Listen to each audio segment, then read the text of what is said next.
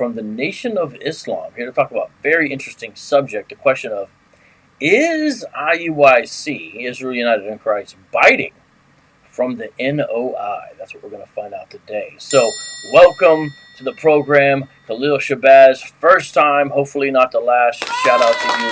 Great to have you on today's program. How are you doing today? I'm happy to be here. All right. Well, sorry about a little technical difficulties in the beginning. Tell people about yourself, please. Who are you and what do you do? Well, my name is KHALIL Shabazz. I'm a minister at Muhammad's Temple of Islam, Detroit.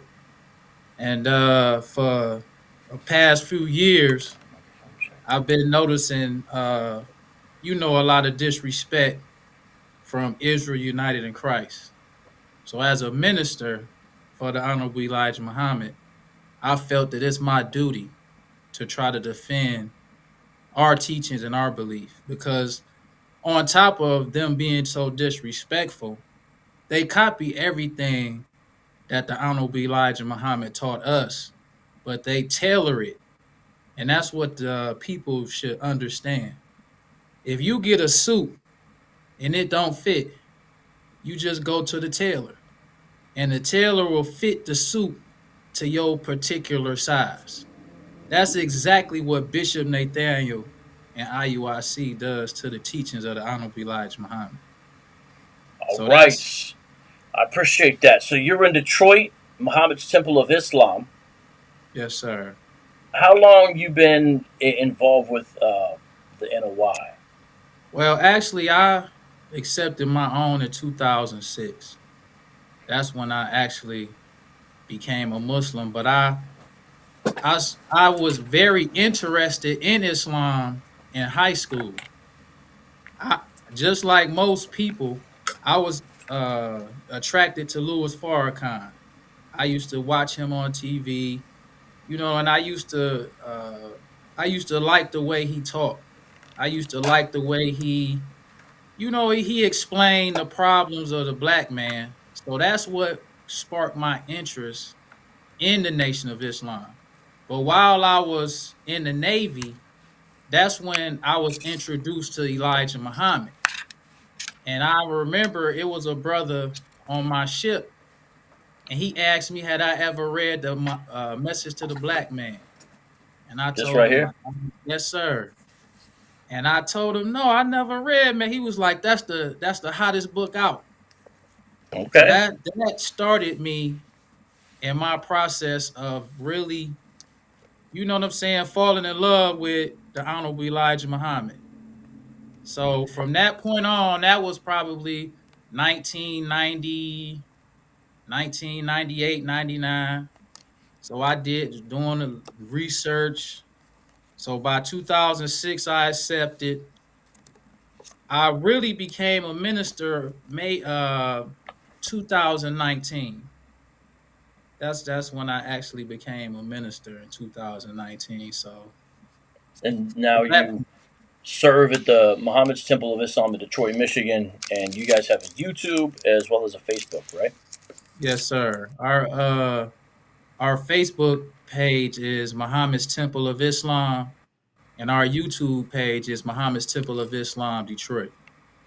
Okay, So you excellent. can always go and check out our videos on our YouTube page or on our Facebook page.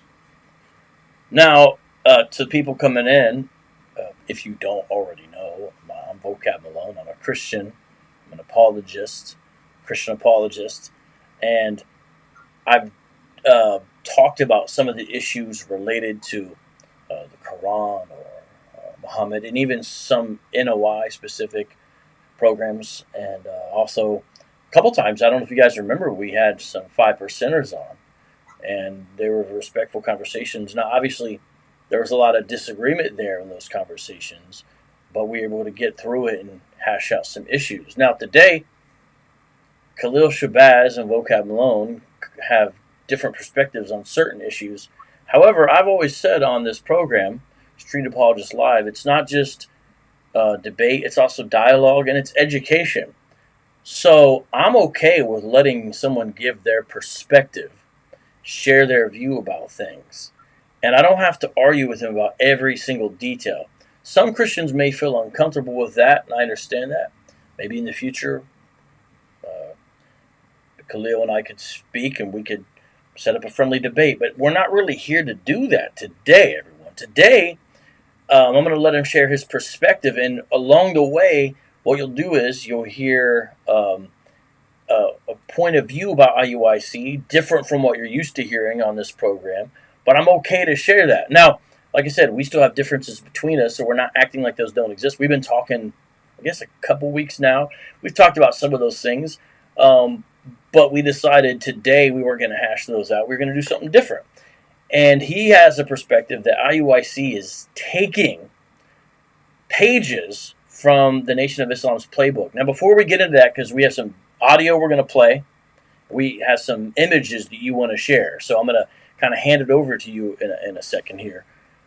But people should understand, Khalil, you yourself are a member of the Nation of Islam. However, you are not with Farrakhan, with Louis Farrakhan. Could you explain that? Because I don't know if a lot of people have heard of that or understand that. But would you be able to explain so people understand, please, so they kind of know where you're coming from? Yes, sir. It's a huge difference between following Louis Farrakhan and following the Honorable Elijah Muhammad. The Honorable Elijah Muhammad is the messenger of Allah. That's what we believe. Louis Farrakhan is a brother who accepted Islam, but he began to disbelieve in Islam. So we call a person who accepted or believed then disbelieved. The Honorable Elijah Muhammad taught us that that person is a hypocrite. So Louis Farrakhan is the face of the Nation of Islam, but he is a hypocrite. So he is a person who says he believes, then he disbelieves. So his representation of the messenger is not a true representation of the messenger. He represents himself. So because I'm a believer, I follow the Honorable Elijah Muhammad because I believe what he taught. I believe that he was the messenger of Allah and he met with God and God taught him face to face. So that's the huge difference between following Lou, because Louis Farrakhan has added many lies to the teachings of the messenger. Because Louis Farrakhan adds in Scientology, he adds in, and he is the one who befriends IUIC. IUIC can have friendly relations with Louis Farrakhan while they disrespect the Honorable Elijah Muhammad, while they lie on the Honorable Elijah Muhammad. And that's something that a believer wouldn't do. So on the just to make it simple, Louis Farrakhan is a hypocrite. So I follow the Honorable Elijah Muhammad, who we believe is the messenger of Allah, just to keep it simple. So, for example, the final call, some people have seen this. You'll have gentlemen that will sell this or maybe drop some off at a barber shop, things like that. But of course, right there is Louis Farrakhan. And what you would be saying is that everything, for example, in here that is associated with the Nation of Islam as it's associated with Farrakhan out of Chicago, you wouldn't agree with everything because you believe he's added some things to it. But you still believe in the Nation of Islam as established by Elijah Muhammad, but you don't believe that Farrakhan is faithfully representing it to its fullest. Is that correct? Yes, sir. That's correct. Are you part of a larger network or organization, or are there kind of just individual mosques who maybe believe similar to you, or are there other ones who would say, I'm Nation of Islam, but I'm not with Farrakhan, and maybe you guys are in a network or anything? Or is that a Well, it's many believers. We have many believers, but Louis Farrakhan by far has the largest. He has the largest following. Because the thing that we must understand about Louis Farrakhan is he is probably one of the last people who saw the messenger and was taught by the messenger. So a lot of people who never saw the messenger, you see him and you believe most people believe that he represents the Honorable Elijah Muhammad at some point in time. Like, I never saw Elijah Muhammad. I never met the messenger. So when I was younger, I thought he represented the messenger. But over time, as you read what the Honorable Elijah Muhammad taught and you see what he's saying, then you realize it's two different things. You see the positions that the messenger stood strong on, and you see Louis Farrakhan like not even mentioning it. And it's like, how how can you be representing a man when you don't even teach what he taught? So at one point in time, a lot of people believed that Louis Farrakhan was representing the Honorable Elijah Muhammad. Some people break away. Some people continue to practice. Some people just leave and go back out, do what they used to do. But there's a lot of believers and there's different temples. But Louis Farrakhan by far has the largest following. Speak Life asks, was Farrakhan ever approached by feds or CIA back in the day to do their bidding? That I don't know. All right, that's fine. Because, yeah, that's not the main topic. It's just I saw a couple comments. John DeDon says, wow, this guy can't stop talking about IUIC. He's got to be getting a check from some government agency to sully their name. He's talking about me there, by the way. Now, in relationship to the red and white flags, is that called the flag of Islam, or is there a different official name? Yes, sir. That's the flag of Islam. That's the And official flag. that's the Nation of Islam distinctive. Did it come about in the 30s? Yes, sir. This is the flag that Master Farad Muhammad he offered to the black man. This flag. This is the flag that represents our nation. So this is the nation's flag. And then you have FOI, which stands for Fruit of Islam. Would you be able to briefly explain that? And then the initials WFM. Well, the initials WFM stands for Wallace Farad Muhammad. That's who the Honorable Elijah Muhammad taught us as God in person. And the FOI is the military training of the men that belong to Islam in North America. That's actually the name or the meaning of FOI. So all of the brothers are FOI. The sisters are called MGT, and that's Muslim Girl Training. So the brothers FOI and the sisters are MGT. And the messenger taught us that a fruit is the best. The fruit is the best that the tree produce.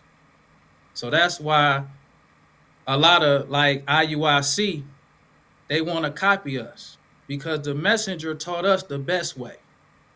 He taught us the best way to eat. He taught us the best way to live. He taught us the best way to dress. He taught us the best way to represent ourselves, the best way to be brotherly to our brothers and sisters. And a lot of people are jealous of that. You know, you would think that the black man would be happy to see a messenger. But the Honorable Elijah Muhammad said it makes him jealous. He said, because everybody wish that they were the ones that God chose. So that causes Minister Farrakhan to be jealous. He wished God chose him, but God didn't choose him. God chose the Honorable Elijah Muhammad. God didn't Well, choose Bishop Nathaniel. God just chose the Honorable Elijah Muhammad. well, I definitely can agree that God did not choose Bishop Nathaniel. Who do you think should have taken over the organization after Elijah Muhammad's passing? The Honorable Elijah Muhammad taught us that you can't take the place of a messenger. That's what he taught us. He taught us that we would continue to go on and govern ourselves. He never chose a successor. All of us understand and know Islam. We don't need one person telling us what we need to do. The messenger already built the nation, and the nation can run on its own.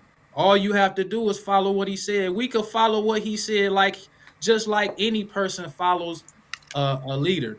We don't have to have Minister Farrakhan telling us what he believes, what he thinks. We could follow the teachings of the Honorable Elijah Muhammad the same way they was following it in the 60s. We have all the teachings. We have everything that he taught us. It's just that people get jealous and they want the love of the people. They want people to love them like they love the Honorable Elijah Muhammad. It's like people just can't be a brother. You can't just be a minister. You got to be the honorable minister. You got to be the minister that you feel like everybody should listen to me because I'm the one who know the teaching better than him. It's just jealousy. But we can follow, the sincere believers can follow the messenger just as if he was here because you practicing the same belief that you would be practicing if he was here. All right. Well, I appreciate you sharing because I don't think a lot of people know that, and I feel like you're educating people so they can have better information. Mama Marie Novitz says it is always appreciated when a Muslim can engage in respectful dialogue. We can agree to disagree, respecting one another as persons, wise as serpents, gentle as doves. And of course, that's what Jesus said in the gospel, that last thing that she's quoting there. Okay, are you okay if I play the audio? Are you okay if I play with the audio between you and Abayel? Yes, sir. That's fine. Before I hit the play button, would you be able to give a little bit of context or background so people understand what it is we're about to play? Well, a few weeks ago, I made a actually it was, I believe it was July 9th. I made a video about IUIC. So I guess from what he said, he saw some brothers from IUIC saw the video and they shared it with him. And then he went to Louis Farrakhan's organization to see whether or not I was with Louis Farrakhan or not. Because I never knew that IUIC had a relationship with Minister Fur. I thought that all of the energy that they have disrespecting Islam, I felt like they was gonna have that same energy when they saw my video, but they didn't have that same energy. So he called me to first he wanted to have a sit down. Then once he found out that I wasn't with Louis Farrakhan, then he just said, "Oh, it's okay. Like let bygones be bygones," and he just we parted ways, I'll say. But that's in a nutshell, that's what happened. I made a video that they saw and they wanted to have a sit down with me to see where we can come to common ground if I was with Louis Farrakhan. Right. Because they were, I guess, acting surprised, like, hey, we're cool with Farrakhan and those guys. Why would you make a video called The Low Life Israelites in the King James Bible? And and then when you told him, yes, I'm in the Nation of Islam, but no, I'm not with Farrakhan, he was just kind of like, oh, okay, never mind. So we're going to listen to the audio real quick here. And then anytime you want me to stop it, just let me know and I'll stop. Like if you want to comment on it, because I don't want to play. It was like not what I forget how long it is, but we might pause it a couple times to add some commentary or something like that, if that's okay. So here's the audio from Abayel. He's a deacon from Oklahoma with Israel United in Christ, and he called you, and here's the way that conversation went. Let's check together here, ladies and gentlemen. Hello? Yes. Is this Minister? I'm sorry, I don't want to get the name wrong. Minister Shabazz? Yes, sir. KHALIL SHABAZZ. Yes, sir. KHALIL Shabazz. How we doing? I'm doing good. How you doing, brother? Brothers had forwarded me some it was a video. I guess And so that's the video he's talking about. Yes, That sir. was your cover. Yes, sir. That was Quite an interesting title and an interesting picture you picked there.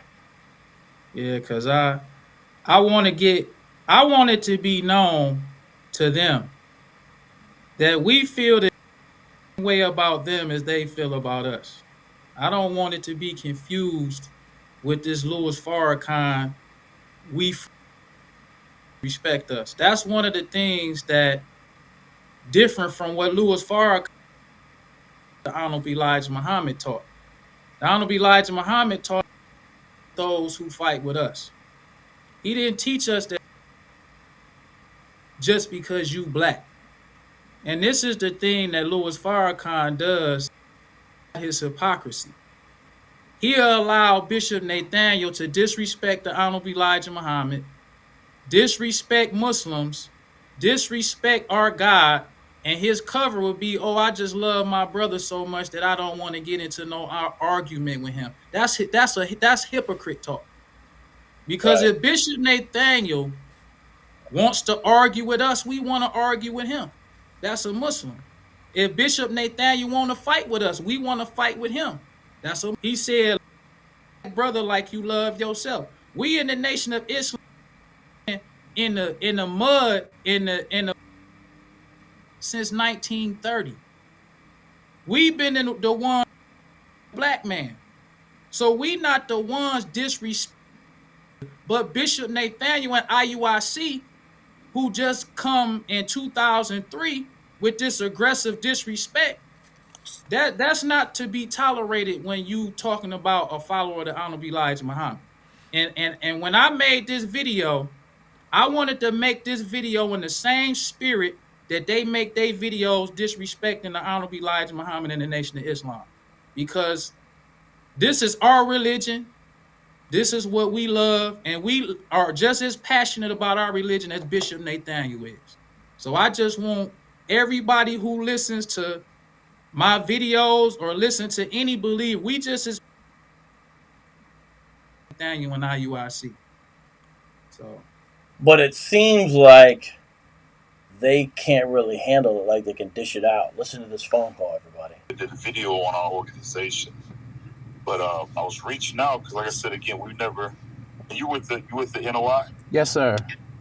Yeah, we've never had any issues with. and could we stop it right here? We got a real good. Yes, sir.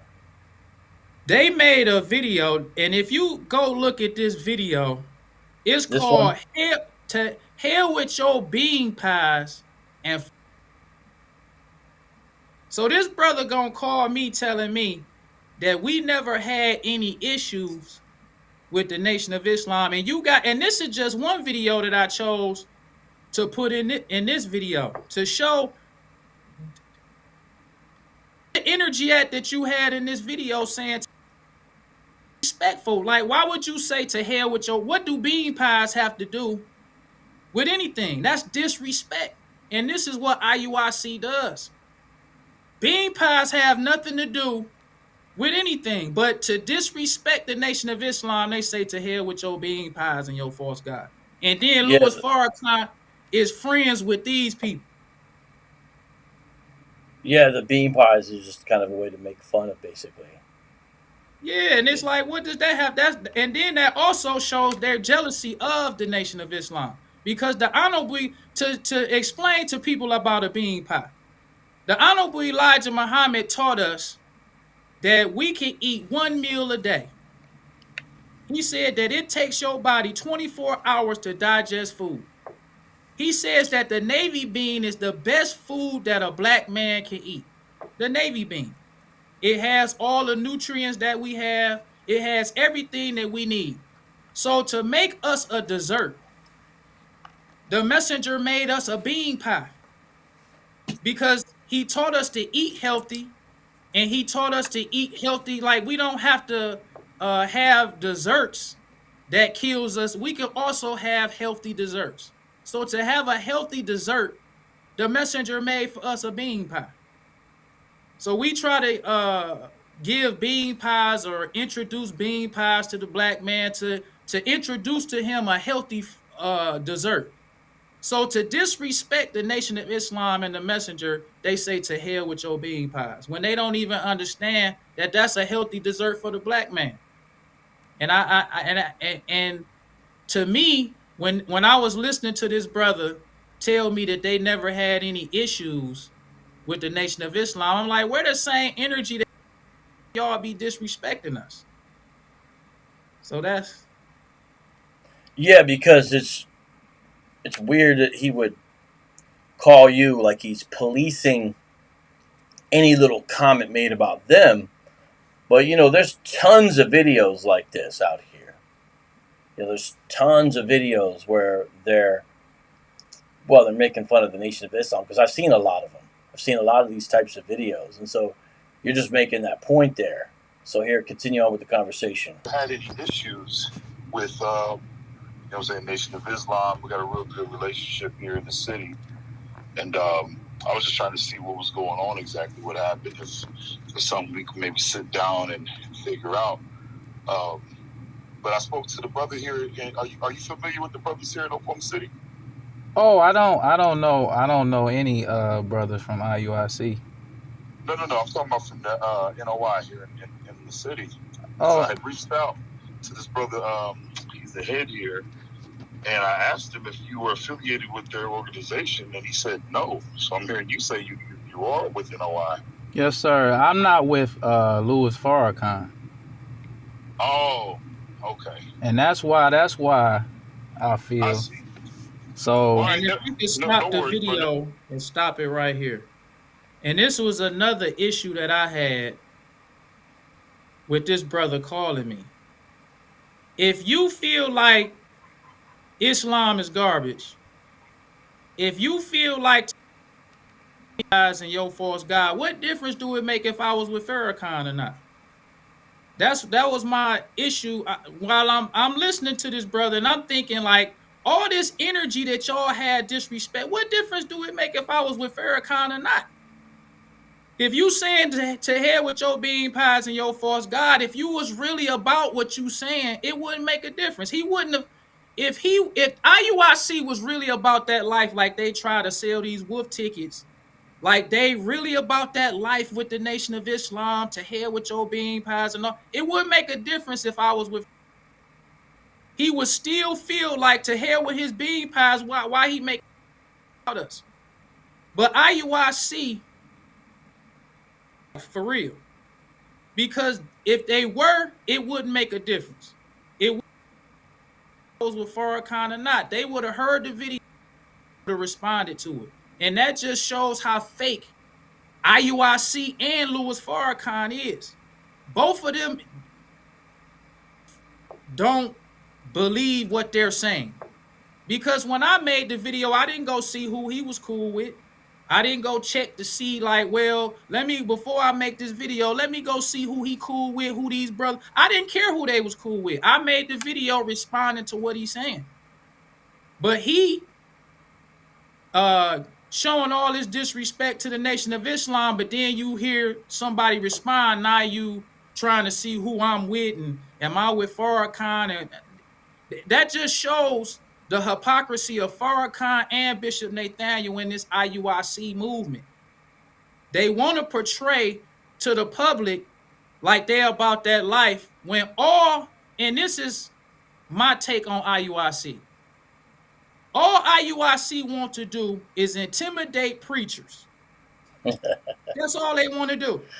Because if you have as many brothers as Bishop Nathaniel got, and if he about that life like he be talking, he would step to, like when Malcolm X took the FOI and they went and surrounded the police. That's when you about that life. You not selling. Hold on. Just so everyone knows what he's talking about, there is when there was an unjust beating. This is in Harlem. This is in the 60s. Unjust beating, almost to death, of a black man in Harlem, and Malcolm X took a number of men outside, marched in formation, and demanded, rightfully so, that the man receive medical treatment. The scene was depicted in the X movie with Denzel, directed by Spike Lee. And what you're saying is that you don't see that kind of activity happen. Is that what's going on? Is that what you mean? I just want to make sure people know the context of what you're saying. Bishop Nathaniel and IUIC, they not about that life for real. Because if you have as many brothers as they have, you would do something courageous. Just like when Muhammad Ali became the heavyweight champion of the world. The Italian mafia controlled boxing. That Muhammad Ali is the first boxer who controlled his money because he had Muslims with him. Muslims was not going intimidating preachers. Muslims was not doing blitzes and trying to force people to believe. Muslims really had a brotherhood. They really was about that life. So when the Italian mafia saw that Muhammad Ali had a real black brotherhood, they left him alone. That's when you about that life. You not selling wolf tickets. You not trying to find, is this brother with Farrakhan or not? Bishop Nathaniel, when he came here to Detroit, this what he gonna say. Selling a wolf ticket. He talking about, if you stand behind us, we will protect you. If you stand next to us, we will respect you. But if you stand in front of us, we will destroy you. Who was he talking to? He was talking to, trying to intimidate preachers. Because you cool with Farrakhan, you wasn't talking to him. What other group, who you talking to? You trying to intimidate preachers. That's what he do. Since Did he he really? know Hold that on. Did he say that? I didn't. Did he he say that? said that. He can't. Huh. I was here when Bishop Nathaniel came. Because since I heard Bishop Nathaniel disrespect Muslims, I watch him all the time. Because what I do to see how fake he is, I compare him to the Honorable Elijah Muhammad as a leader of a group of men who are about that life. Bishop Nathaniel is not about that life. He's a police officer who knows how to legally harass preachers. He know how to tell IUIC how to legally harass preachers. That's IUIC. They took black groups before IUIC used to be courageous. When the Black Panther Party was formed, they were courageous. When Assata Shakur was with, I forget the group she was with. She was courageous. Nation of Islam, courageous. But now that IUIC and stuff is getting popular, now it's disrespect. IUIC woman who dressed, not only disrespect her, not only will her, but they would take this same black woman, her in a video, so the whole world can see them humiliate her. And you about that life? You not about that life. Straight up. When you ever seen Muslims I seen a video with IUIC. They got like 15, 20 brothers with one sister. And they faking like, we just want to tell you the truth. So you got 15 brothers. If you see, this is how the Honorable Elijah Muhammad taught us when it come to women. He taught us that men sharpen men like steel sharpens steel. Yeah, that's in the scripture. That, just real quick, Christians, you should know that's in the scripture. The Bible says iron sharpens iron, so one brother sharpens another.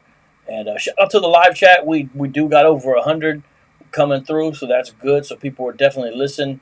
And we're speaking now with KHALIL SHABAZZ, and we're going to play the rest of the audio here in a second. But I want to keep on hearing what he has to say here. Just want to say welcome everybody coming on in. We got a lot of new people, and also shout out to Jay Fry for the super chat. Thank you, Jay Fry, for supporting. And back to you, KHALIL. To your point, they'll do that. What you just said, where they basically embarrass somebody, and then they'll take a video and it will be titled something like this: "Prophet shut down loudmouth black woman." They'll really do that. That's what you're talking about, I think. Yeah, and if you got courageous brothers, let me continue. The messenger taught us. He said, men like steel sharpen steel. A sister does not want to hear a brother tell her what she should wear. A brother want to hear a sister tell him what he needs to do. A sister is the same way. So just like how we accept it better from a brother, a sister.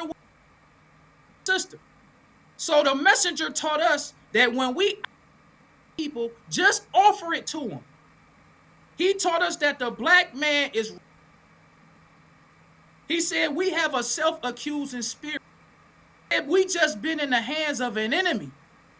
We in a bad. Our people know they in a bad condition. So what IUIC does, because it's a bunch of brothers who use the excuse that I only want to tell this sister the truth. They really hate the sister. They don't care nothing about the sister. They not trying to help. They see a sister walking past who half naked. They gonna say something that the sister gonna react to. Now it's the fake. I just want to help you, sister. You need to put on some clothes. You're half naked. That's fake. Like everything with IUIC, it's fake tough. It's fake. I'm trying to help. If you really wanted to help this sister, what you do is you offer her to come to your temple where it's other sisters that's dressing modest where she can see them. She don't want to hear you telling her nothing about. You won't know her condition. You don't know nothing about. But that's the fakeness of IUIC. They just a fake group. Straight up. If they can be real talking about Islam is garbage, then we can be real with them. They jealous of the Nation of Islam. And they wanna portray like they courageous, but they just disrespectful. IUIC hasn't done nothing courageous since 2003. Nothing courageous, because when you do something courageous, you do something that risks your life. And I'm gonna end on this point. The messenger taught us about Job. When he taught us about, he said that we are a Job-like people. He was saying how with Job, God tried Job. You don't know a person until you've been tried. That goes with a leader and that goes with regular followers. What have we seen with Bishop Nathaniel as a leader? He ain't been to jail. He ain't shed no blood. He can talk about a preacher. And I'm not trying to be long-winded, but Bishop Nathaniel can talk about a preacher. He can talk about a preacher and they don't believe in this kind of God. But it was Christian preachers that felt like voting was right. So many preachers died registering to vote. Whatever God they believed in gave them the courage to give their life for what they thought was good for the black man. That's Martin Luther King. We could talk about Martin Luther King. We don't agree with him with the nonviolence and Bishop Nathaniel and these fake tough Israelites. You need to lead the church. But whatever Martin Luther King believed in as a God gave him the courage to give his life for what he thought was good for black people. How are you now, Bishop Nathaniel, and these fake tough Israelites who never sacrificed nothing? You never been to jail. You never shed no blood for the black man. But now you going to come to everybody else who actually sacrificed their life for the cause to try to get them to believe in something that you ain't even showed you sacrifice for. So that to me, I can continue to go on about IUIC because I compare Bishop Nathaniel to the Honorable Elijah Muhammad. We saw the Honorable Elijah Muhammad suffer for Islam. We saw him go to prison for 5 years. We saw him be on the run for 7 years for his life.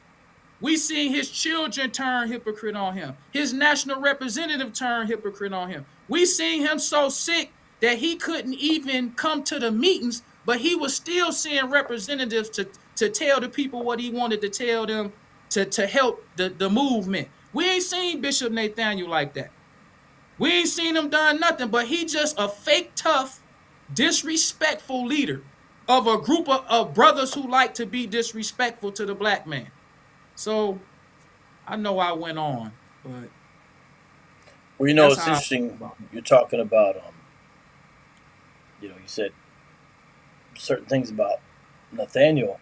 I don't know if you know, but around 2016, there was this situation when he was still a police officer where it was substantiated that he sent some young men off, arrested and all that, and it was wrong. And,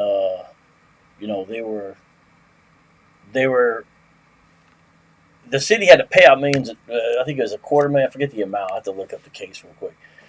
But they had to pay out, and it was 2 young black men that he had arrested and stuff. So I don't know if you knew that, but that was a wild situation. I'll look that up because you may be interested in that. But all right, let's play the rest of this audio here. See what else happened in this phone call. I think it's brief. I feel. I see. So. All right, no worries, bro. Never mind. We was, like I said, we was going to try to set up a sit down. Because, like I said, we we've definitely rubbed shoulders with the brothers out there with Minister Farrakhan and stuff like that. But if you're not a part of that group, then no worries. So let me just ask you this. So they cool with you saying that the Quran is toilet paper? Well, again, they've never said anything. But again, if you're not with them, bro, don't even worry about it. We good. Oh, okay. And that's another part. Right. Yeah. That was the most interesting part of the conversation. Let me just play that part real quick and let you get your comment there. Well, here, this is everyone listen to this part real quick. So, what I like about this, even though I guess everyone should understand, Christian apologist, Nation of Islam, Khalil and I would have disagreements, but I do like this where he calls them out for their hypocrisy, because on one hand they're acting like, oh, and he's like, oh, so they're okay with you saying this? No worries. So let me just ask you this. So they cool with you saying that the Quran is toilet paper? Well, again, they've never said anything. But again, if you're not with them, bro, don't even worry about it. We good. Oh, okay. All right. Yes, sir. O you who believe, take not for friends those who take your religion as a mockery and a sport. O you who believe, take not the disbelievers for friends rather than believers. Do you desire to give Allah a manifest proof against yourself? All right, let's get the final commentary on that. So to me, once again, another part of the call that I'm feeling like, so okay, you saying they never said anything. So okay, so what if they said something? Does that mean now all of it is fake to me? Because if you really for real about what you saying, it don't matter if they gonna say something or not. If you really believe that the Holy Quran is toilet paper, you know what I'm saying? And then if you feel like the Holy Quran, why are you friends with them? It just shows the fakeness.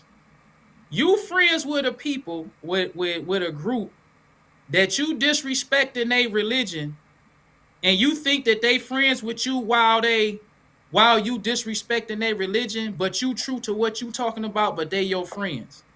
It's like none of the conversation didn't make sense to me, because I was surprised. I didn't know that IUIC was cool with Farrakhan like that, to where he actually could go to the brother in Oklahoma and talk to him like, who is he? And then the brother in Oklahoma will actually tell him like, yo, he not with us, but IUIC with you. We suppose and this is the hypocrisy of Louis Farrakhan.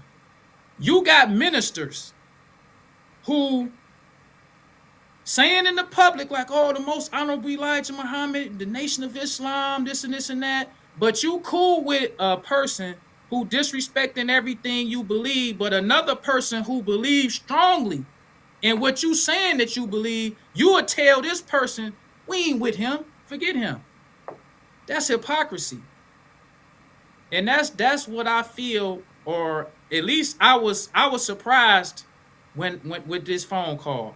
I thought that when he was calling like with the energy that he had when he be making these videos. I never thought he was talking about we could have a sit down. So it the whole phone conversation to me was a surprise. Yeah, me too. And it'll be interesting to see what they say next. And I wonder what the future relationship between Nation of Islam, the Farrakhan branch, and IUIC will be, because it seems like eventually, perhaps, the guys associated with Farrakhan might realize and see, hey, look at all these videos they've been making about us this whole time. What's up with this? What's up with this? Maybe they'll catch on. The one thing that I'll say is I thought, because the thing about the Honorable Elijah Muhammad and the Muhammad Speaks would write about hypocrites. He would talk about how a hypocrite is neither this nor that, because he taught us that the reason why he teaches us on hypocrites is so that we can identify them. Because he taught us that you can never be successful with a hypocrite on the panel. If you got a hypocrite who will minister, you're not going to be successful. So you need to know how to recognize a hypocrite. He said a hypocrite has friendly relations with enemies of Islam. He said a hypocrite is one who is neither this nor that. One minute they with your enemy, the next minute they with you. And he said they really not a sincere friend to either one. That's why he taught us you could never trust a hypocrite. You can't trust a person who Minister Farrakhan coming in the public talking about he representing Elijah Muhammad, but you friends with a person who calling Elijah Muhammad Elijah Poole. Another thing about Bishop Nathaniel and Louis Farrakhan, the difference between them two. Bishop Nathaniel has a picture of Master Farad Muhammad that he uses to disrespect the nation. He has this picture in public. And just I want to tell, if I could tell everybody to the live chat, if you don't know, so Wallace Farad Muhammad is seen by many people as the founder of the Nation of Islam. We're talking 20s and 30s in Detroit. 1930. 1930 exact. Okay, yeah, 1930. Thank you. In Detroit, Michigan, where it began, and then the student that took it to the next level was Elijah Muhammad, and then some people followed after Farrakhan. Some people followed Elijah Muhammad's son, but he changed all those places that he had access to into essentially Sunni Islam. And Khalil is not with either. He says, Nation of Islam, yes. Farrakhan, no. And so here he's talking about this situation where he criticized back IUIC, and then IUIC called him about it. And after you speak here, I believe I have some images that you would like to show as well. Just let me know when you want to get into those. But shout out to the live chat, and shout out to my main man Chris from Texas with the super chat. Appreciate that. I'll try to get to your question later there, Chris, as well. I see your question. But everyone, please subscribe to Minister Chris, War and Worship, Urban Apologetics, and subscribe to In Context with Jim Green. Shout out to all the Hebrew Israelites watching as well. Okay, and if you're a friend of Khalil, thank you for joining us tonight. Okay, continue on, and then just let me know when you want to show those images. The floor is yours. Bishop Nathaniel has a picture of Master Farad Muhammad that he uses to disrespect Master Farad Muhammad. And he's friends with Farrakhan. To show the difference between Minister Farrakhan and the Honorable Elijah Muhammad. Because the thing that the major difference is the Honorable Elijah Muhammad taught us everything that he believed himself too. It was not like he was teaching us something that he didn't believe. He first believed it himself. So when he taught us that Master Farad Muhammad is God in person, he believed that himself. So in 1972, the Honorable Elijah Muhammad found out that somebody was selling colored photos, and this is in the Muhammad Speaks newspaper. And all of the Muhammad Speaks newspapers is online, so you can check it if you like. The Honorable Elijah Muhammad found out that somebody was selling colored photos of Master Farad Muhammad. So he said that that's commercializing on his followers because that wasn't an authorized picture. So the Honorable Elijah Muhammad put a warning in the Muhammad Speaks newspaper. He described what the people were doing with this photo, like selling it to commercialize on the believers. So at the end of the warning, he says, I suggest that the evildoers stop this practice before they cause the anger of Allah and his messenger to act upon them. That's what he said as a warning about selling colored photo. When I first read that, I didn't think that it was nothing wrong with selling a colored photo. But when you read the Honorable Elijah Muhammad and how serious he took what he taught us, now today, you have Bishop Nathaniel with a picture, not selling a cut, but making a mockery, and Louis Farrakhan won't even address it. He won't even say since this his friend, like, we believe that's God in person. He won't even say, but the Honorable Elijah Muhammad put a warning in the Muhammad Speaks newspaper, letting all those know that this is a warning to you. This is the picture of who we call God in person. So we giving you a warning to let you know how strongly we believe in this person that you disrespecting. That was Elijah Muhammad, totally different from Farrakhan. He could be friends with the same people who disrespect the person who he telling people this is God in person. That's hypocrisy. Well, there'll be. I don't know. There's a lot going on here. I wonder like who saw your video that you made, and then it's odd to me that you're in Detroit, but then you had a guy from Oklahoma be the one who calls you, and just I don't know. There's just a lot going on here. I got a question from SMH. Says, is he with CROE Muslims? I don't know what that is. That's Crow. That's a group in Chicago that's called Coalition for the Remembrance of Elijah Muhammad. Oh, okay. And no, sir, I'm not with that group. Okay, well that sound okay. And then let's see who was. Okay, yeah, we'll get a bunch of other questions, but can't get to all of them. Okay, would you like me to show any of the images that you sent over now? And again, to the live chat, everybody, here's what's going on today. We're learning. This is kind of an educational show where obviously you know that Khalil and I aren't going to agree about a lot of things. For example, I'm holding the incarnation of the triune God is something that we see in Jesus, the second person of the Trinity, comes into human flesh. So we would have a disagreement because he would say, "For Muhammad is God in flesh," so that would be a point of disagreement. But we're not necessarily here to talk about that today, maybe at a future time. Today we're getting his perspective on IUIC and learning more about the Nation of Islam. So this is just an educational type show, and I'm glad that he can do it and that I could do it too. And I got the pictures ready if you have any you want me to show. All right, the first picture, because the way that I want to show people that IUIC is stealing from or copying the Nation of Islam is you have to know, what did black Jews teach before Bishop Nathaniel started stealing from the Nation of Islam? Because that's something that IUIC never talks about, as if that history never happened. So I want to start with Let me get it. I think These are American covenant makers. And what? Okay, just a second, and I'll. Okay, it doesn't have you on the screen right now, but I'm gonna fix that. I'm gonna fix that. Put you on the screen here. But okay, go ahead, sir. the title of the article is called "Black Jews Find New Jersey Haven." Okay, just a minute. I got that one right here. Okay, here we go. Now this was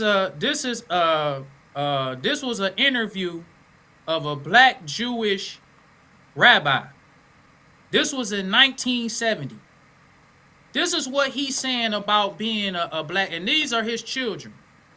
This is what they saying about being a black Jew. It says, like their father, the rabbi's son often stressed the point that they do not feel better than other blacks, but they do feel different. That's point number one. Because when Bishop Nathaniel steals and copies from the Nation of Islam, he says that they Israel or they Israelite by blood. But this young Jewish person is saying he feel different from other blacks. He didn't see being black and being Jewish as being the same thing. He see it as being something different. So then he goes on. He says most of the kids at school are white, and Joel feels his difference is noticeable because the way I carry myself, they can see I am different from the other blacks. He says from the training that we have, we definitely have a better character.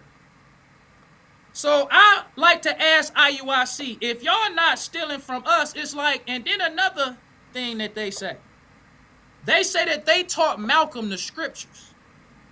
They be talking like in New York, Malcolm saw some person named Yaquab, and they taught him.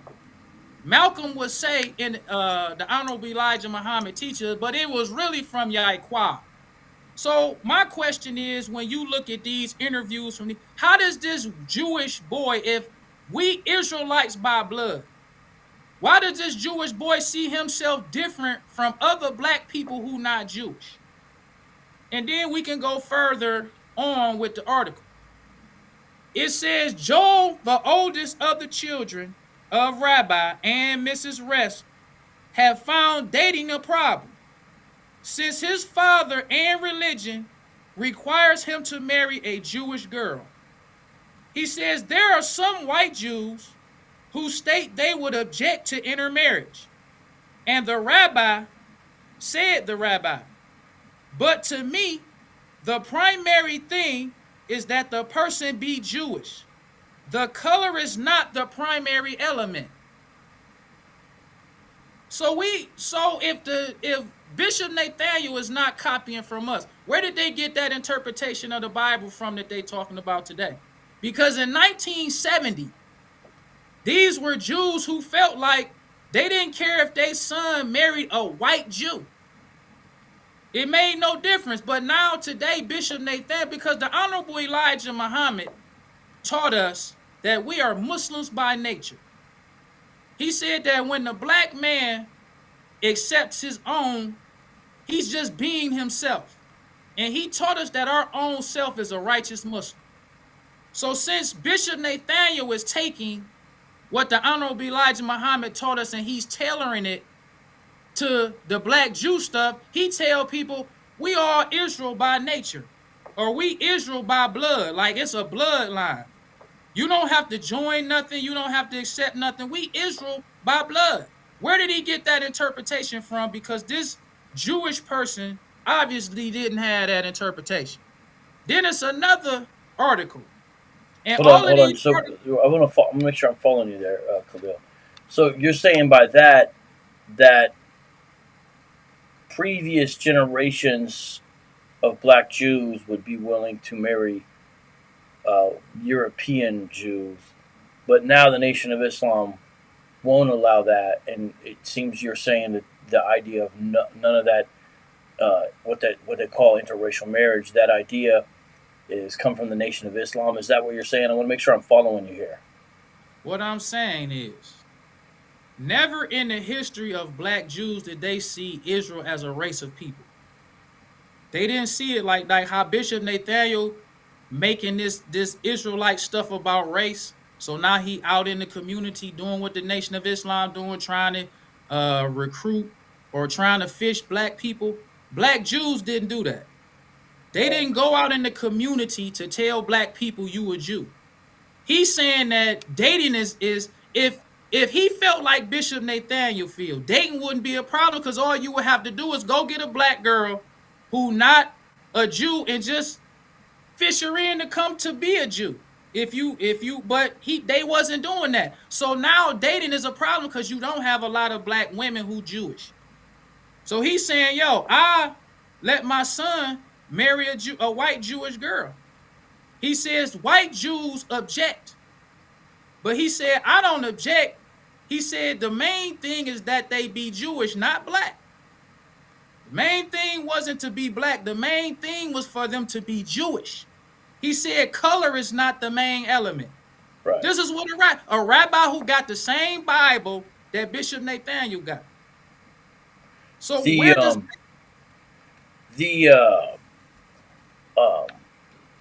I don't know if you know, but IUIC, since they have their 12 tribes chart, on that chart they also have Hispanic, Latino, Indigenous, Native American, and they would also allow marriage to those folks. But IUIC usually makes you try to also have your person basically become a member of IUIC. A lot of times they do that.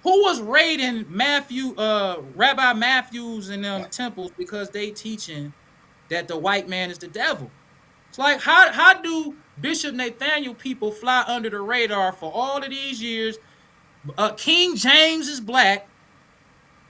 You've been teaching. Come on, man. They everything that the Honorable Elijah Muhammad taught us, they take it and they try to tailor it to what they teaching. Because if they would have been teaching what Bishop Nathaniel was teaching all along, they would always have to say we not. The messenger always had to tell we a peaceful people.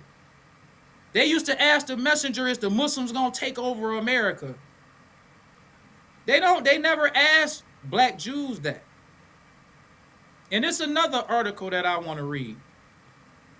Let me go back to that. Let me see here. Let me go to the next one here. Make sure I got the right. Okay, right here. Went through a similar process. What's They were American what's the covenant next makers. title of the next? It's called next Black article? Jews Isolated Minority Among Minorities. Okay. Put it up here. Just give me a second, please. Yeah, you dug into the archives to get these old articles on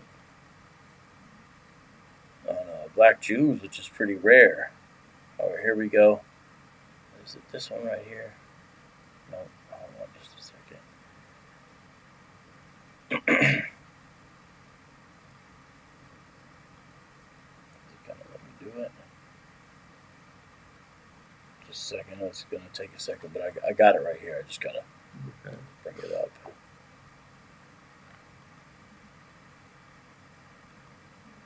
Okay.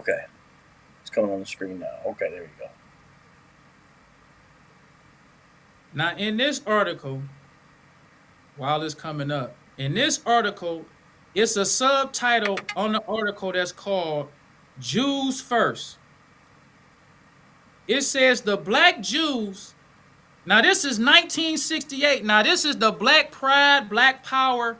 And that's why I chose this 68, 69, 70, because this is when Abba Bivens and all the rest of them black Hebrew Israelites decided to make the black Judaism stuff black.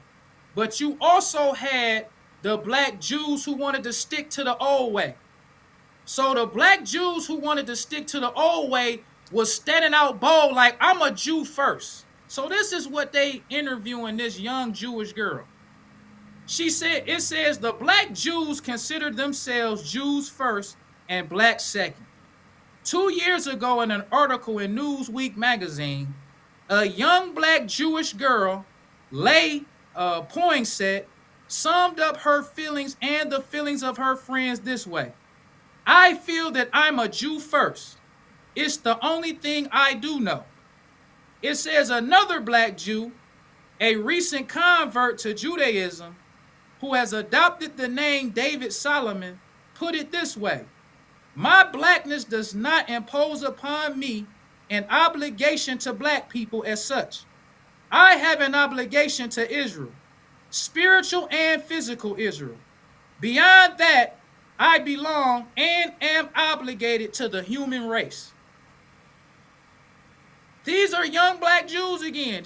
They talking about, look, because when Abba Bivens, Yaquab, and all these people decided to steal the teachings of the messenger is when the messenger made black special. Before the Honorable Elijah Muhammad made black special, you were special if you was a Jew. You wasn't special because you was black. You special because you were a Jew. I'm special because I'm a black Christian. I'm special because I'm a black Muslim. But when the Honorable Elijah Muhammad taught us to love, the Honorable Elijah Muhammad taught us, he said, black is original. Black is first. Black is the best color for a human being. He said, don't hate yourself because you black, because the creator of the heavens and the earth is black. So after years of the Honorable Elijah Muhammad teaching us to love black, teaching us that black is special, now it's a clash between the black Jews who want to stick to that old, I'm a Jew, and you got the Abba Bivens and the Yaquabs who want to make that that black Jew stuff black. We want to start talking about how we a nation.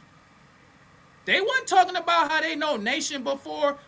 Our name is the Nation of Islam. We've been talking Right. nation building from the 30s. Well, yeah, so I definitely agree with that. So everybody, if you look at the back of a lot of the regular style IUIC purple shirts, you'll notice on the back of their tees now a lot of these shirts will say an organized nation, an organized nation. And that's kind of some of that's kind of newer. You don't see some of that talk back then, especially when you go way back to Crowdy, when you go way back to William Christian. You don't see that, but you definitely do see the nation talk, and some of the groups, not IUIC obviously, but some of the groups now even have nation in their name, like True Nation out of LA. So some of the Israelite groups have actually taken the name and actually have that as nation. But you're saying that you believe that they got that from the Nation of Islam. Exactly. And it's another video or picture that I want you to bring. This time, this is the YouTube video of this is the Commandment Keepers documentary. It's the YouTube video of the young brothers in the yarmulke. I got it right here. Yeah, not a lot of people know about the Commandment Keepers, so you definitely did some research, because you start talking about Commandment Keepers, you're going back once you start talking about that. And this is the thing about black Jews. Black Jews continue to teach the same thing that they was teaching when Abba Bivens and them was there. Bishop Nathan, I done listened to Bishop Nathaniel tell that he be trying to tell, and this is another thing. But let me finish with this point. We'll get to that later. Now, if you look at this video, this is on YouTube. This video was posted in 2012.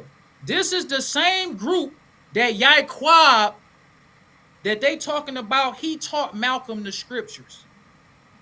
So this video is describing what the whole video or the documentary is about. So I highlighted in red the part that I wanted to pull out. It says the film is a dramatic story of a people caught between two often conflicting worlds, black and Jewish. So Abba Bivens, Yaquab, now Bishop Nathaniel telling us that Yaquab taught Malcolm the scriptures, and he didn't learn that from Elijah Muhammad. But he was a part of a group that says that it's two conflicting worlds, black and Jewish. The question that I want to ask Bishop Nathan, what did Yaquab do to gain the respect of Malcolm X? Malcolm X saw Elijah Muhammad go down to Georgia in 1960 and check a Ku Klux Klan member named J.B. Stoner. The Honorable Elijah Muhammad was writing articles in the Muhammad Speaks newspaper. J.B. Stoner, who was a Ku Klux Klan member, read the messenger's article and responded to him. So the Honorable Elijah Muhammad and J.B. Stoner was going back and forth for 2 years. So in 1959, J.B. Stoner disrespected the messenger. So the Honorable Elijah Muhammad, not only did he respond to J.B. Stoner's article, he went down and had a meeting in J.B. Stoner's city and told J.B. Stoner that if he harms one of his followers, that he would baptize himself in trouble that is other than peace. So after the Honorable Elijah Muhammad had this meeting, Muslims in Atlanta had no more problem with the Ku Klux Klan. This is when the part of the history that they leave out when they be talking about Malcolm and was used to sit with the Klan. Why did he sit with the Klan? He sat with the Klan because the Honorable Elijah Muhammad checked the Klan. So Malcolm saw that with the messenger. Malcolm took FOI to surround a police station. This is what he was getting out of being a follower of the Honorable Elijah Muhammad. So Bishop Nathaniel want us to think some no-name brother named Yaquab just walked up to Malcolm with the Bible and started talking to him about the lost sheep. Bishop Nathaniel is still in the interpretation of the lost sheep from the Nation of Islam. Because Can you break that down real quick? What are you saying? What is that interpretation, and why are you saying he stole it? Can you explain that? Because not everyone will know what you're referring to. In the Bible, it talks about the lost sheep. It's parables in the Bible it's two parables that the messenger, the Honorable Elijah Muhammad, taught us was the two main parables that fit the black man. And that's the parable of the prodigal son and the parable of the lost sheep. Are you talking about I have other sheep, or are you talking about where he leaves the 99 to go get the one? Right, to leave the 99. Leave the 99 to go get the one. That's the one you're Because talking about? when the Honorable Elijah Muhammad taught us that Master Farad Muhammad is God in person. He taught us that when Master Farad Muhammad came here in July 4th, 1930, he found us. Just like in the parable of the lost sheep, it says, which one of you having 90, I believe it says 100 sheep, and if you lost one, you wouldn't go out to search for it until you find it. So our name, we're the Lost Found Nation. The Lost Found Nation of Islam. That's what we was called in the 30s. That is true. I can vouch for that. Everyone is somewhat of a student of this. That the name is Lost Found Nation. Could I read? I'd like to read Matthew 18 so people understand the parable we're talking about. Here's the parable. See that you do not despise one of these little ones, for I tell you that their angels in heaven always see the face of my Father in heaven. What do you think? If a man owns 100 sheep and one of them wanders away, will he not leave the 99 on the hills and go to look for the one that wandered off? And if he finds it, truly I tell you, he is happier about that one sheep than about the 99 that did not wander off. In the same way, your Father in heaven is not willing that any of these little ones should perish. Is that what we're talking about? Yes, sir. So, and also in the parable of the prodigal son, at the end of the parable, it talks about how he was dead, but now he's alive. He was lost, but now he is found. Mm-hmm. The Father says that, yes. So the Honorable Elijah Muhammad taught us that Master Farad Muhammad came to North America July 4th, 1930. He said he found us. He is God in person. Because what Bishop Nathaniel and the rest of these Israelites don't realize about this knowledge that they have, God only chooses one person. When you look in Malachi, it says, behold, I will send you Elijah, and he will turn the hearts of the fathers to the children and the hearts of the children to the father. It's only one person. God only chooses one person, and once he teaches that one person teaches the whole nation. When God chose Moses, he taught everybody. If I could tell you something about that real quick, Khalil, okay. The Hebrew Israelites that believe in Edward Meredith Bivens, that's Abba Bivens' real name. The Hebrew Israelites who believe that he was kind of the spark that lit this fire, they apparently taught that he was Elijah reincarnated because of that verse you gave. So their interpretation of the Malachi verse was that, well, therefore Abba Bivens, real name Edward Meredith Bivens, not Bivens, they always call him that, so that's his name, Abba Bivens, but Edward Meredith Bivens, he was Elijah reincarnated. I don't know if you knew that, but that's exactly why they say that, by the way. Okay, let's entertain that for a minute. If this person is Elijah, then all of the Israelites are supposed to tell everybody, we getting this from him. He Elijah. God taught him, and this is what God taught him to tell us.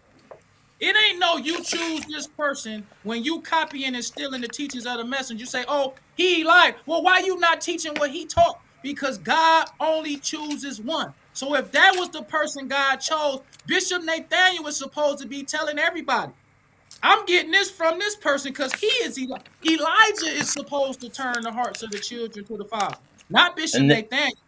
you're referring to by the way, the verse under question, everybody, is Malachi chapter 4, verse 5. It says this: See, I will send the prophet Elijah to you before the great and dreadful day of the Lord comes. He will turn the hearts of the parents to their children and the hearts of the children to their parents, or else I will come and strike the land with total destruction. So the Hebrew Israelites believe that the one Westers, that is, that's Abba Bivens is a reincarnation of Elijah. You would say no, this is Elijah Muhammad.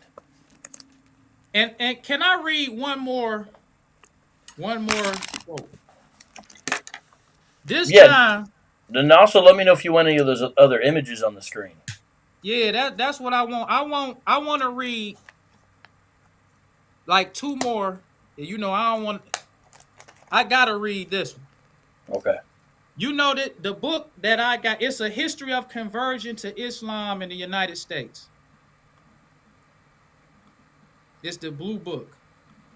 Okay. I must see it. Just give me a second here. Take me out. Okay. So let me flip over here.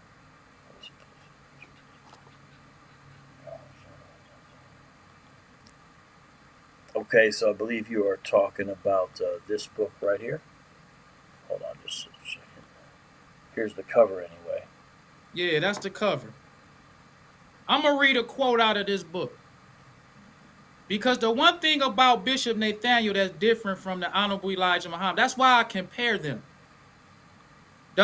When Bishop Nathaniel, for an example, went to this old block in Chicago.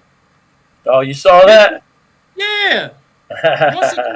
Once again, when the Honorable Elijah Muhammad was doing his work among the black man, he didn't have a camera crew following him to tell the black man what to think about what he was doing. That's, once again, the fake stuff. If Bishop Nathaniel and IUIC made a difference in O Block, the people of O Block would be talking about Bishop Nathaniel. They'd be saying when Bishop Nathaniel and IUIC came to O Block, they changed this. It was like this, but now it's like that. They're not saying that.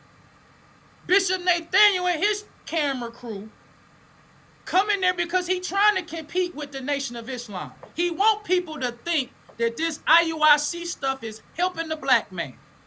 When the Honorable Elijah Muhammad was doing his work cleaning up the black man, C. Eric Lincoln wrote a book about him. He didn't ask C. Eric Lincoln to do that.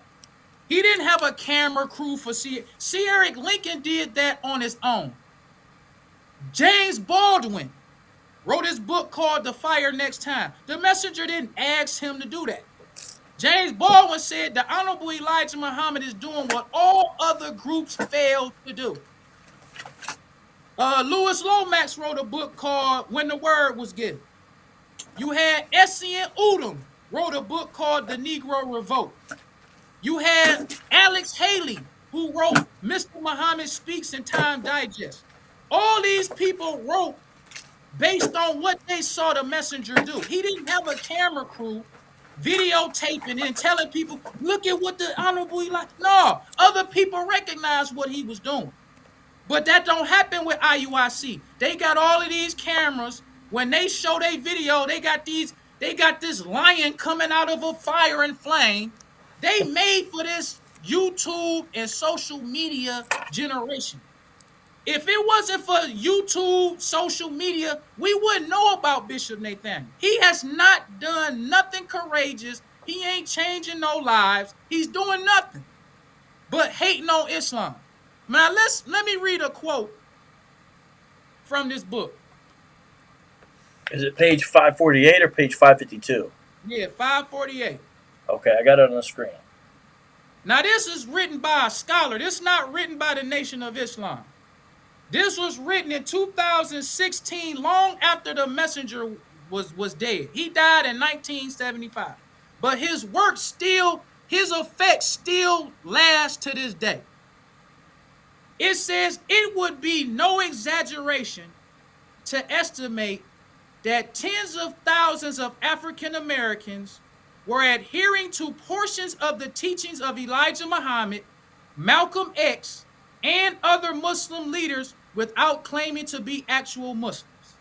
In addition, the adoption of Islamic words, phrases, and ideas into common black speech and knowledge was gaining momentum and was being endorsed by prominent new wave of African American poets, playwrights, musicians, and other cultural leaders. Now let's stop right there for a minute, because Bishop Nathaniel is not going to admit that he's stealing from the nation. He was on a rock. Him and Abba Bivens and Yaquab was on the moon when all other African Americans was taking portions of the messenger's teachings and adding it to their poems, they playwrights, they songs. But Bishop Nathaniel and IUIC was nowhere around. So Hold let's talk about. real quick, Khalil. Could you run that back for me? On the moon? No, I'm saying Bishop Nathaniel and them was on the moon. What do you mean by that? I don't know if I understand. What I'm saying is, this article from this scholar who studied the teachings of the messenger, he saw that African Americans began to take portions of the Honorable Elijah Muhammad's teachings. Yeah, I get this article. I get it. You're saying that So, the ideas, the modes of speech permeated. He's saying that he not copying from the teachings of the messenger. He just, this is what they always taught. So what I'm saying is that they must have been on the moon. Yeah, okay, my bad. You're saying they weren't, as if they weren't present or around. Yeah, they wasn't around taking portions of the messenger's teaching. They was somewhere else. Gotcha. No, I got you. Okay, I understand. Sorry. Let's talk about, because it says that they adopted Islamic words, phrases, and ideas. Bishop Nathaniel right now talking about God is a black man. He not gonna say he's stealing that from Elijah Muhammad. He gonna act like that's what he read from the Bible.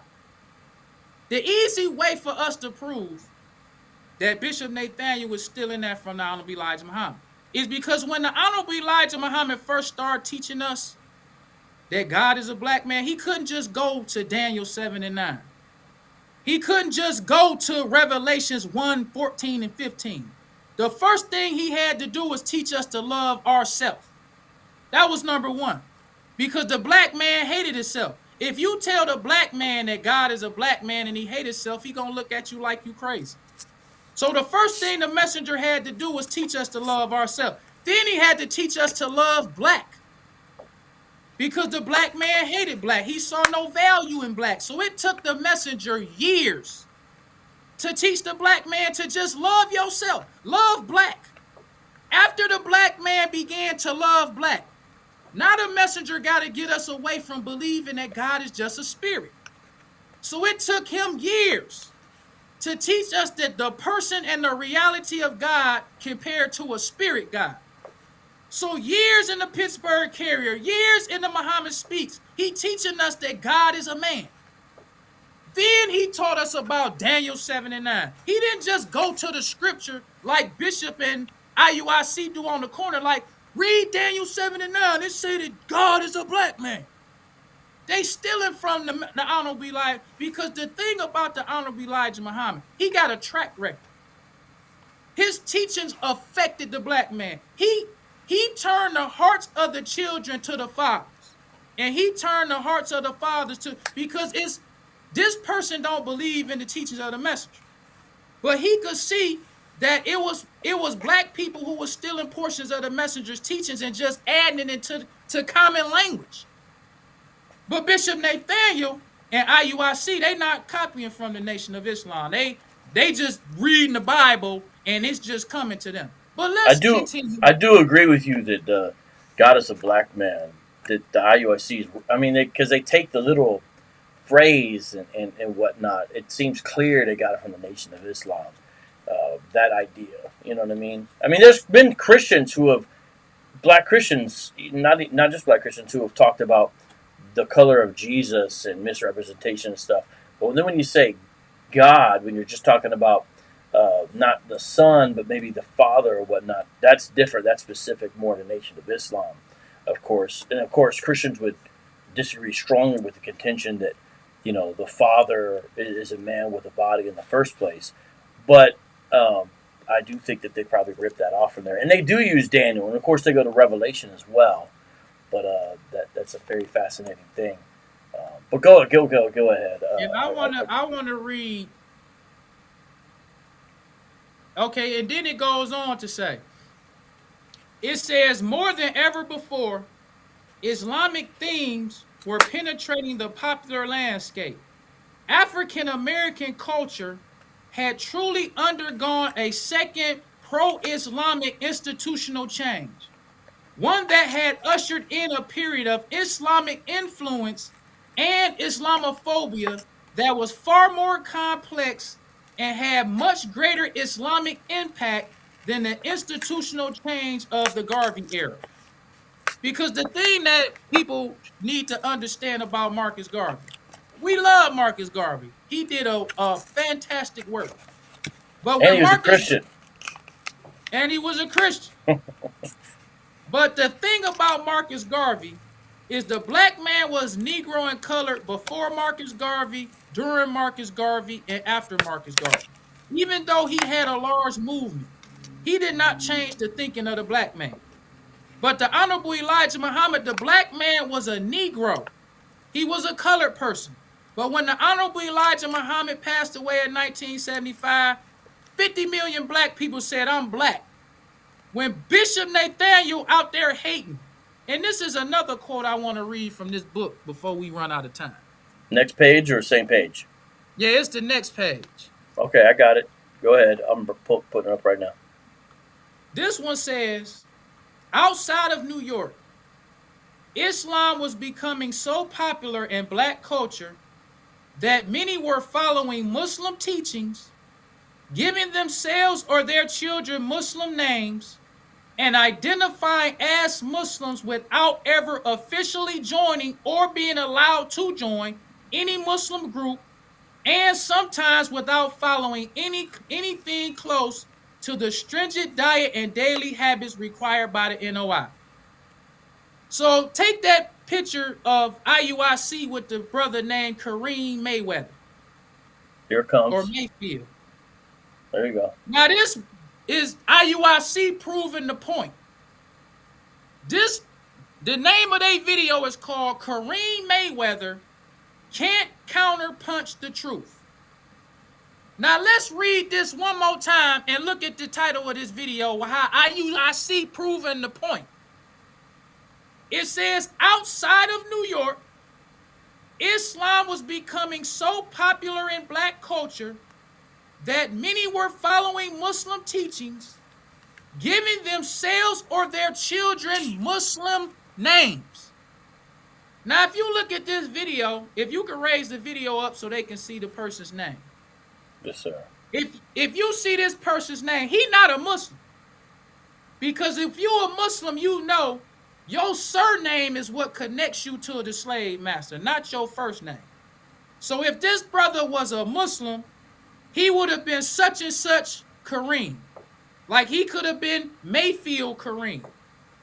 But Kareem is the name that is a holy name of a Muslim. This person not a Muslim.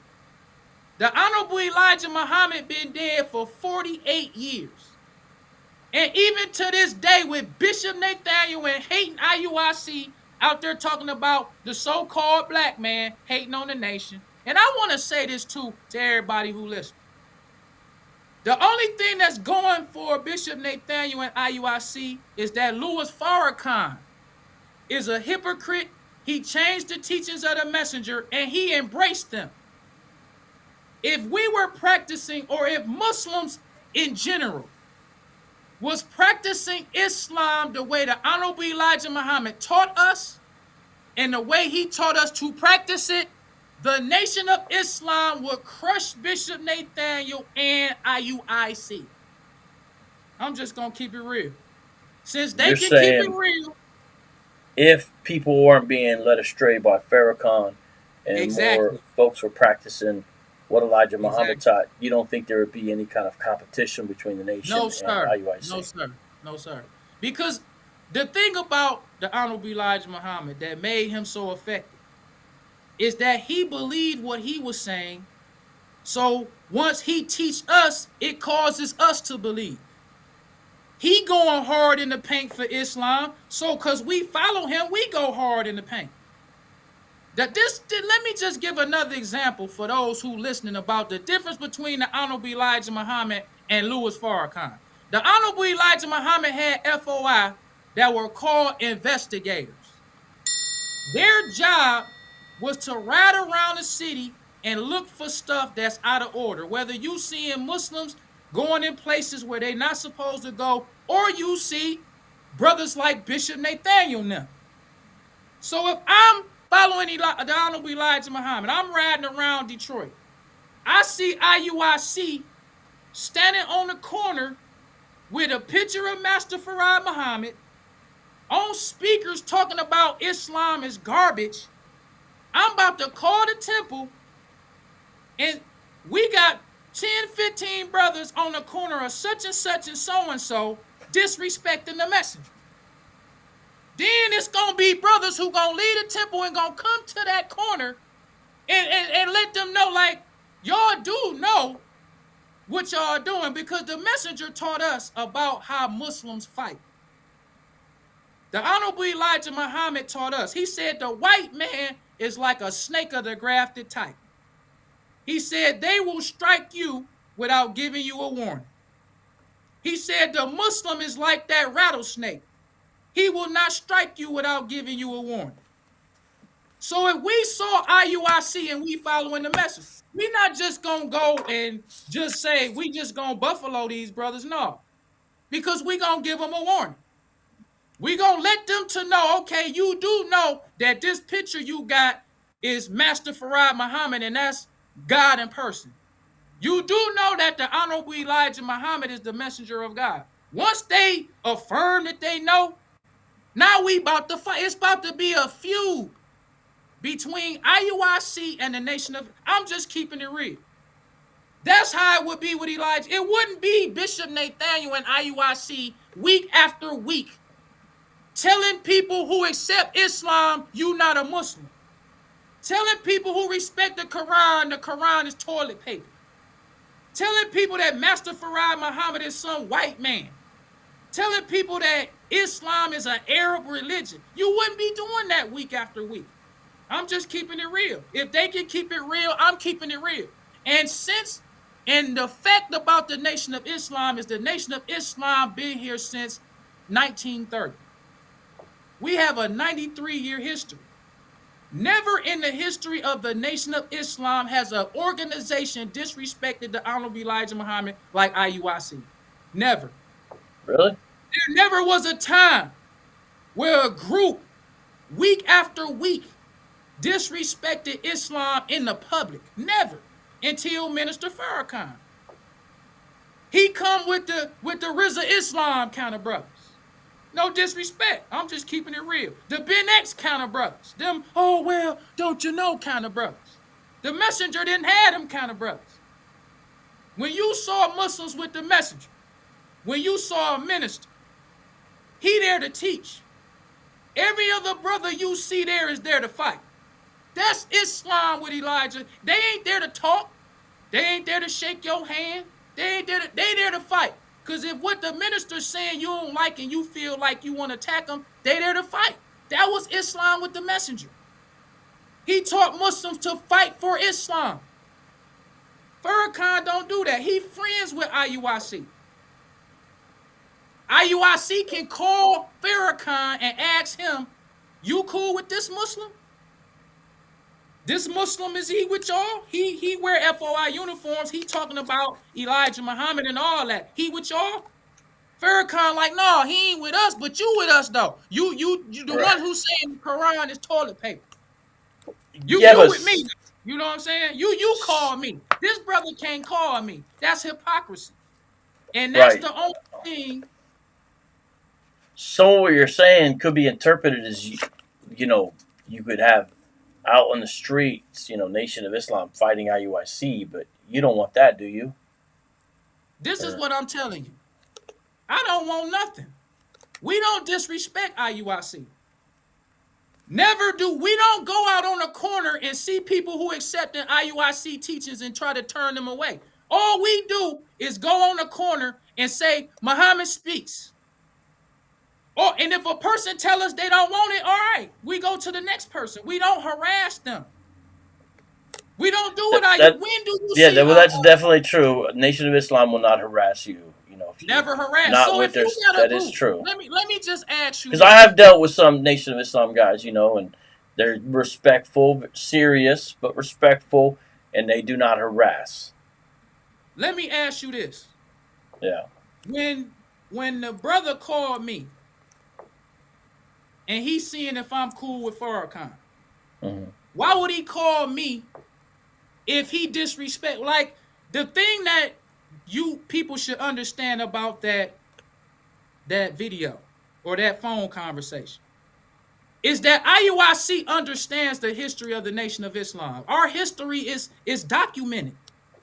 They understand that.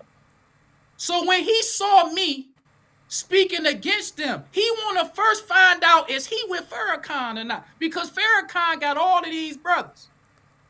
And if this brother feel like that, then all of them brothers gonna feel like that. So before I respond, because the thing that we should learn about that video too, it was some IUIC brothers that heard the video and then gave it to him. Yeah. Then after he heard it, he went to go see Farrakhan. Letting it be known, if Muslims would just say something, IUIC wouldn't be doing that. That's the whole point when you talking about fighting for Islam. You don't have to always physically fight people. But if you just says, when I asked him, they cool with you saying that the Quran is toilet paper? He said they never said anything. Right.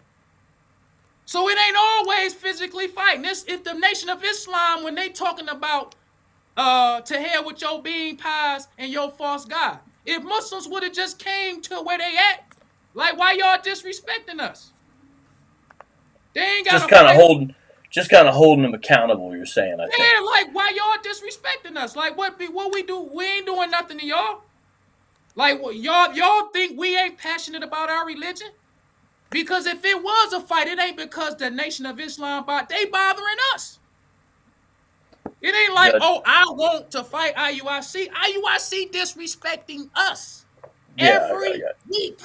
Just you saying hold them accountable. I understand. That's why I wanted you to clarify, just so people would know. Jennifer Snelling says that what if Muslims was just as passionate about our religion as they is about theirs? Because that's their excuse when they disrespecting the Nation of it. Oh, we just passionate. Okay, what if we passionate? Right. That's all I'm saying. Jennifer says, I knew that the IUIC cult was trying to copy off of NOI. So it looks like some people would agree with you there. And Brother Daryl, I'm not saying you have to do this right now. Daryl looks like, I don't know I wonder if he's a member of Farrakhan's group. Ask him to prove what he's saying. You don't have to do that now because that'd take a whole other show. We're just trying to get your perspective. But interesting comments. Got a lot of people in the live chat that definitely responded to what you're saying. Khalil, how would you like to finish? We got a little bit more time here. I don't know if there's any other images you want me to show because there's a couple more. But we want to. Well, that's about. Oh, it's one more that I would like to show. Okay, let me know which one. This one is 1600 hail writer J.A. Rogers at Muslim New York Exposition. Okay, I got that one. This is what J.A. Rogers said about the Honorable Elijah Muhammad in 1959. He says, here in America, we have had plenty of leaders, but they have always been the wrong ones. They have selfishly preyed upon us for themselves. But at last, we have found the right one in Mr. Muhammad. The thing that impresses me most about Mr. Muhammad's young followers is they are so alive, alert, independent, and honest. Being a writer myself, people come to me and take my books and never pay me for them. But Mr. Muhammad's followers get these books by the thousands and even pay for them in advance. Not only do they themselves want to learn, but they want to spread this knowledge to the rest of our people. Mr. Muhammad is doing a great work. At last, we have found the man who is unselfishly trying to get the right knowledge to our people. So this showing that long before IUIC started copying off of the teachings of the messenger, J.A. Rogers recognized for the first time we have a leader that's unselfishly trying to get the truth to the black man. He not trying to hide it. He not trying to add nothing to it. He unselfishly is trying to get this truth to our people. Not only is he trying to get his teachings to the people, he buying my books by the thousands, and he paying for them in advance. Yeah, no, that is interesting. I don't know if the live chat knows this, but if you've followed Hebrew Israelites at all, you'll know that they always recommend this book right here. Nature knows no color line, but say what? Let me talk, because they misquote that book. Yeah, they always use this. Hebrew Israelites do. They always love to use this book, so it's interesting. J.A. Rogers. I wonder if they got using his works from Nation of Islam. I don't know the answer to that, but go ahead. When I heard Bishop Nathaniel and other IUIC quote J.A. Rogers, they misquote, because when J.A. Rogers, he makes it clear that the stories in the Bible that talk about these different situations, he makes it clear that they are black people. A lot of these characters in the Bible are black. In fact, Solomon was black. Noah was black. David was black.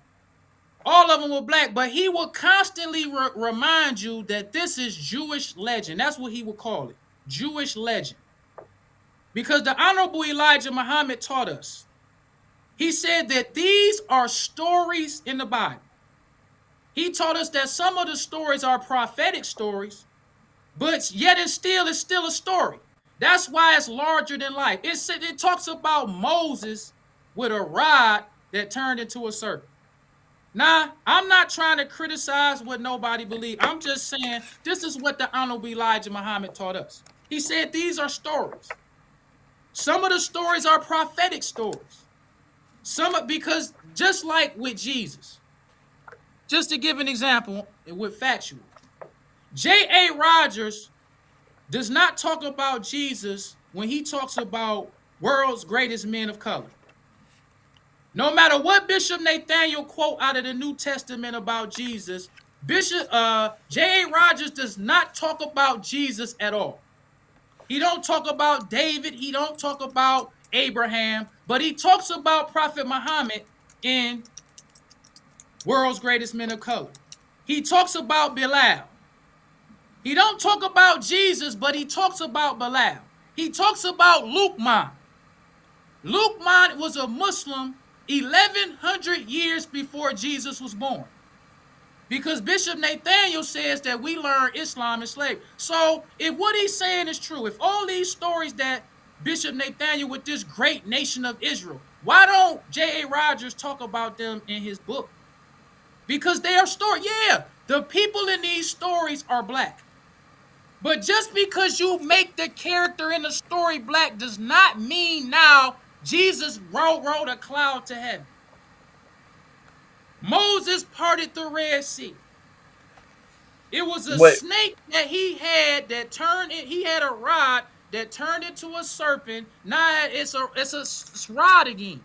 This is what the Honorable Elijah Muhammad taught us. I'm not saying what nobody else believes, but all I'm trying to make the point is that when the historian J.A. Rogers saw the Honorable Elijah Muhammad, the Honorable Elijah Muhammad could sell J.A. Rogers' books, and what J.A. Rogers was teaching about Islam did not conflict with what the Honorable Elijah Muhammad taught. Because J.A. Rogers taught of the black man's great history in Islam. He did not teach us that we learn Islam and slavery. He talked about the great black men who spread Islam. That's just my point. That's why I brought J.A. Rogers, because when he was alive, when he saw the Honorable Elijah Muhammad, he said, for the first time, we have a leader who is unselfishly trying to get the truth to the... Where was IUIC and Abba Bivens and Yaquab and all of them? Once the Honorable Elijah Muhammad doing all this teaching and make black popular, now, I don't want to be with Rabbi Matt. I want to be Israel, whatever he called his thing. Now, Bishop Nathaniel, I don't want to be the Jew no more. I want to be Israel united in Christ. Now I'm interpreting the New Testament. When was Jewish people interpreting the New Testament? Show us that history. Show us when black Jewish rabbis was talking about Lazarus, talking about the prodigal son, talking about the lost sheep. Show us the newspaper articles or the lectures. But now Bishop Nathaniel and them come out of it, because Bishop Nathaniel never quotes any teachings from the 60s. I could take Elijah Muhammad's Pittsburgh Carriers that he wrote in 56 and teach Muslims today the exact same thing. Bishop Nathaniel and IUIC can't do that. What teachings can they take from 1960 that's saying the exact same thing that he talking about today? He can't do it. They don't never quote from no teaching. They just, this say this. When you go to this say this. Yeah, that is true. In fact, a lot of the books that they had that the old school wrote, they had lost them. They didn't even have the books written by Edward Meredith Bibbins anymore. They didn't have the books written by Arya Masha Yaquab. They didn't have them until myself and some researchers uncovered them in some libraries and got them digitized. Now, the other researchers did most of that work. I was just part of the receiving end of the process and then popularized it and made them available. But here's my point. They didn't even have access to written down teachings from their own leaders from 1950 when Bibbins published his book, and then in 1980 when the other books came out. And then, I don't know if you've seen it, I got to send you this. They have a whole book about their religion versus Islam. They have a whole booklet. I got the digital version published like in the 90s. But we were the ones who brought that out to the public. So it is true. But we're going to have to wind down there. Maybe you can get final words. I appreciate you being on. Very respectful, very easy to work with. It's been great to talk to you this week. And I know this show was very different. So if you're in the audience, you're like, wait, what's going on? Sometimes I'll have dialogues with people of different faiths. That's true. Other times we just do straight out debates. Today was very different, where I basically told Khalil, I'll let you give your perspective on this and share what you want to share, and I'll view it as an educational moment for the audience where they can say, okay, what is taught here? What's being believed? And then hear a different perspective, because you hear my perspective often on Hebrew Israelism as a Christian apologist, but how often do you hear the perspective of someone from the Nation of Islam, of someone who follows Elijah Muhammad and those teachings? We don't really get to hear that. And so that's what tonight was. So I appreciate you being willing to do that. And I'm very curious what will happen in the future with all this. We'll have to wait and see. And I do apologize for some of the sound problems tonight. My mic is a little messed up tonight. Got some issues. I'm going to have to work on it after the show. But again, thanks for coming on. I'll let you get the final word. Thanks for having me. And I appreciate all those who viewed and came to listen to, my perspective on the Honorable Elijah Muhammad.